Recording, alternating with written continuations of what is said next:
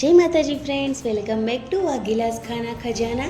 આજે આપણે બનાવીશું એક વિસરાતી વાનગી જે તમે ક્યારેય નહીં ખાધી હોય તો માત્ર 5 થી 7 મિનિટમાં બની જતી આ રેસીપીની આજે આપણે રીત જોવાના છીએ। આ રેસીપી તમે ગમે તેટલી ખાશો પેટ ભરાઈ જશે, પણ નહીં ભરાય તમારું મન, એટલી આ ટેસ્ટી રેસીપી બનીને રેડી થાય છે।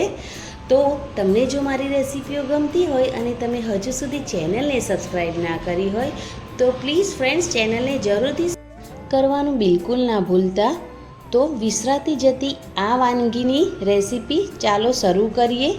તો સૌથી પહેલાં ગેસ પર કઢાઈ ગરમ કરીશું અને કઢાઈ ગરમ થઈ જાય એટલે તેની અંદર 1 ચમચી ભરીને જીરું એડ કરીશું અને જીરુંને થોડું તતડી જવા દઈશું।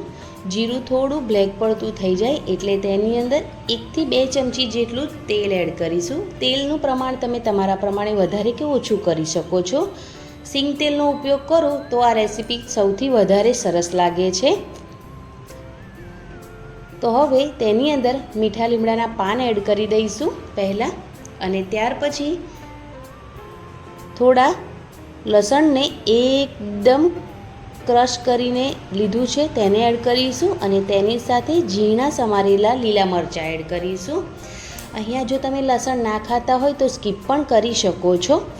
આપણે લાલ મરચું પાવડર નથી ઉમેરવાના એટલે અહીંયા લીલા મરચાંનું પ્રમાણ થોડું વધારે અહીંયા રાખ્યું છે।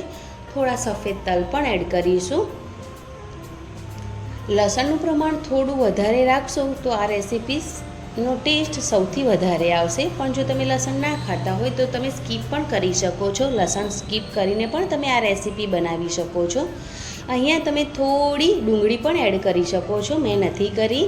તમને ડુંગળી પસંદ હોય તો તમે ડુંગળીને એકદમ ઝીણી સમારીને શેકીને એડ કરી શકો છો।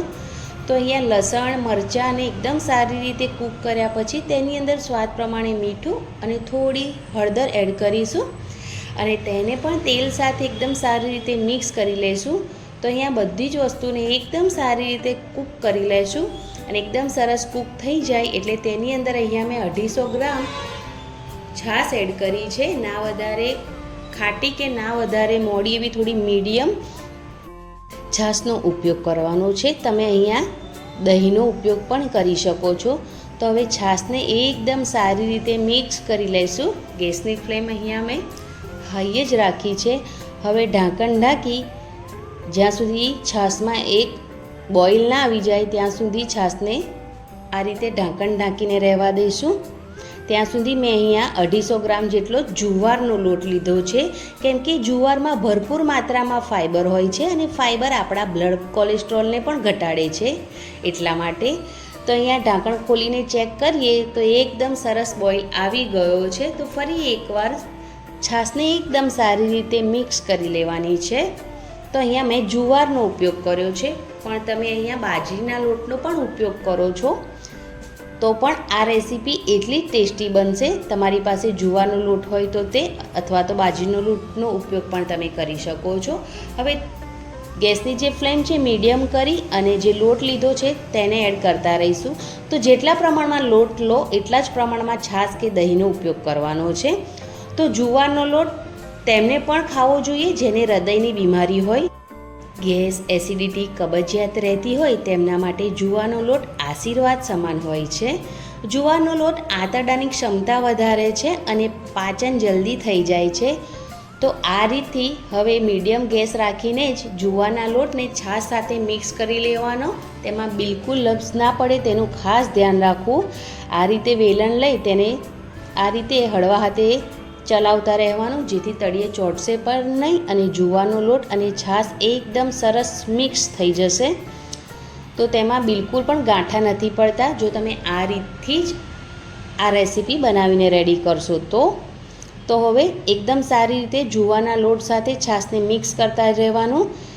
2 થી 3 મિનિટની અંદર એકદમ સરસ છાશ સાથે જુવારનો લોટ મિક્સ થઈ જાય છે। તો જુવારનો લોટ ખાવો ખૂબ જ જરૂરી છે। તમે આ જુવારના લોટની આ રેસીપી ડાયટમાં પણ એડ કરી શકો છો। આ જુવારના લોટની રેસીપીથી તમે તમારું વજન પણ ઘટાડી શકો છો। તો એ રીતથી પણ તમે આ રેસીપી ટ્રાય કરી શકો છો। તમારા ડાયટમાં પણ આ રેસીપીને તમે સામેલ કરી શકો છો. તો હવે ચમચની મદદથી એકદમ સારી રીતે મિક્સ કરી લઈશું. તો તમે જોઈ શકો છો કે આ જે રેસીપી આપણે બનાવી છે તે તળિયા હવે બિલકુલ ચોંટતી પણ નથી અને એકદમ સરસ થીક થઈ ગઈ છે અને એકદમ સરસ ગાંઠા પણ પડ્યા નથી. તો હવે લાસ્ટમાં તેના પર થોડા ધાણા એડ કરી દઈશું અને હવે ગેસની ફ્લેમ બંધ કરી દઈશું. તો આ છે જૂના જમાનાની એકદમ વિસરાતી જતી વાનગી, જેને કહેવામાં આવે છે છાશિયો લોટ. તો તમારે ત્યાં આ રેસીપીને શું કહેવામાં આવે છે એ તમે મને કોમેન્ટ બોક્સમાં જરૂરથી જણાવજો. તો પહેલાંના સમયમાં દાદા દાદી નાની આ રેસીપી બહુ જ બનાવતા હતા, અત્યારે નથી બનતી. તો આ એક વિસરાતી વાનગી છે, તો તમે જરૂરથી ટ્રાય કરજો. તો અહીંયા રેસીપી રેડી થઈ ગઈ છે, તો તેને આપણે આજે એક અલગ રીતે સર્વ કરીશું. તો આવી વિસરાતી જતી વાનગી તમે બાળકોને બનાવીને આપશો તો તેમને ખૂબ જ પસંદ આવશે અને આ રીતે થોડું અલગ રીતે સર્વ કરીને આપશો તો તેમને ખાવામાં પણ ખૂબ જ મજા પડશે.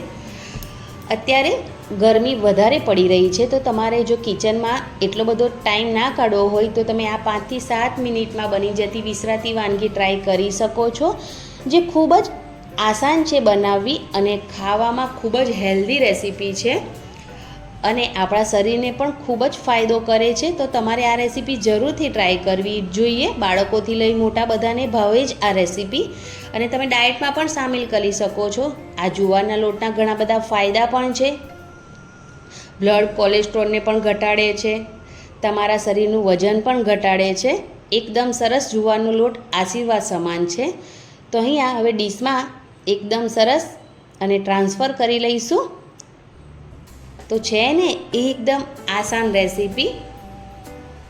તો હવે આના પર આપણે થોડો અથાણાનો સંભારો જે આવે છે તેને સ્પ્રિંકલ કરી દઈશું. તમે સ્કીપ પણ કરી શકો છો, થોડું લાલ મરચું પાવડર પણ એડ કરી શકો છો અને થોડા શેકેલા તલ એડ કરીશું અને થોડું ઉપરથી સિંગ તેલ એડ કરીશું. તમે ઘી પણ એડ કરી શકો છો. તો એકદમ ટેસ્ટી છાશિયો લોટ બનીને રેડી થઈ ગયો છે. તો આવી જ અવનવી વિસરાતી વાનગી તમારી પાસે પણ હોય તો તમે મને કોમેન્ટ બોક્સમાં જરૂરથી જણાવજો. હું તેને પણ જરૂરથી ટ્રાય કરીશ. અને તો તમને જો આજનો આ મારો એકદમ ટેસ્ટી છાશિયા લોટનો વિડીયો પસંદ આવ્યો હોય તો પ્લીઝ ગાઈઝ ચેનલને જરૂરથી સબસ્ક્રાઈબ કરજો. જોતા પહેલાં એક લાઈક જરૂરથી કરજો અને ફ્રેન્ડ્સ અને ફેમિલી મેમ્બરમાં આવી અવનવી રેસીપી જે હું તમારી સાથે શેર કરું છું તેને તમારા ફ્રેન્ડ્સ અને ફેમિલી મેમ્બરમાં જરૂરથી શેર કરજો અને મને જરૂરથી સપોર્ટ કરજો. તો એકદમ ટેસ્ટી છાશિયો લોટ તમે ટ્રાય કરો અને ટ્રાય કરો તો તમને આનો ટેસ્ટ કેવો લાગ્યો એ મને કોમેન્ટ બોક્સમાં જરૂરથી જણાવજો. Thanks for watching. Bye bye. Take care. આવજો.